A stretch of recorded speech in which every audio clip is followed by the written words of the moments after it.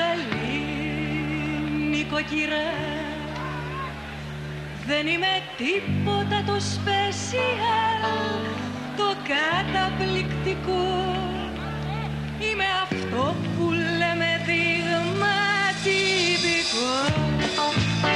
Μόλις ξυπνήσω το πρωί, πολύ πρωί, πριν ξημερώσει δηλαδή καλά καλά, λέω από μέσα μου μουλάρι σηκωτήσου, γιατί εδώ σε περιμένουνε πολλά. Και τότε τρέχω να ξυπνήσω, να ταΐσω, να ποτίσω και να δείσω τα παιδιά, ενώ παράλληλα ετοιμάζω πρωί για τον μπασέ.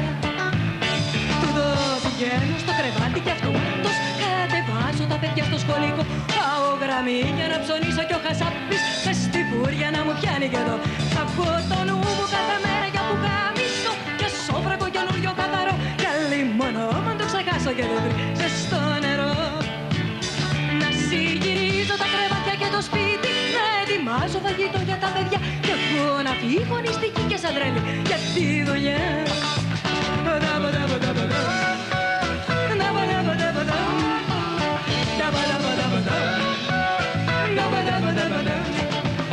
Και μόλις φτάσω λαφιασμένη στη δουλειά, να έχω να κάνω και καφέ στα αφεντικό, να έχω κι αυτόν που του τη δίνει κάθε τόσο και που θέλει να μου πιάνει εδώ.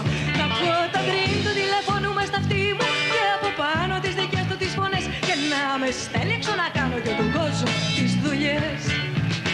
Μόλις σχολάσω τρέχω αμέσως να προφτάσω, να ετοιμάσω το τραπέζι για φαΐ, να τηγανίσω, να ετοιμάζω τη σαλάτα, να σερβίρω και να κόβω και ψωμί, να με ένα ράκος που να σέρνεται στα πόδια του, την πίνα και από το τρεχαλίτο, κι αυτοί να βρίζουν πως δεν ήτανε καλό το φαγητό. Να πλένω πιάτα και πυρούνια και μαχαίρια, και να μου έρχεται να κάνω φωνικό, κι αυτός ο κύριος να θέλει να μου πιάνει και τον κόρα.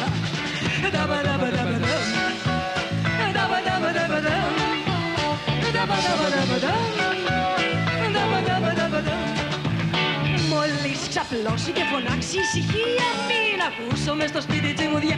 Είναι η ώρα που τελειώνω εγώ τα πιάτα και που πρέπει να διαβάσω τα παιδιά.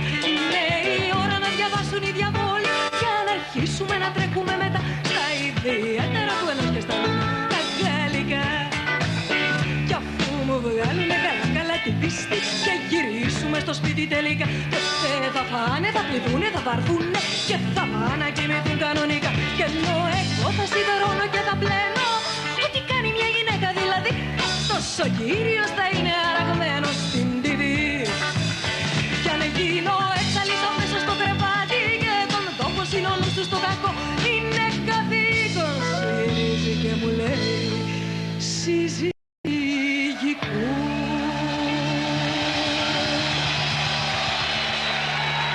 Είμαι η Μέρη Παναγιώταρα,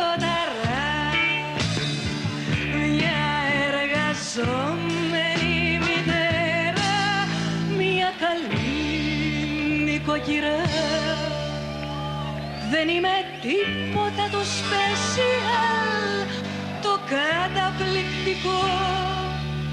Είμαι ένα ζώο δηλαδή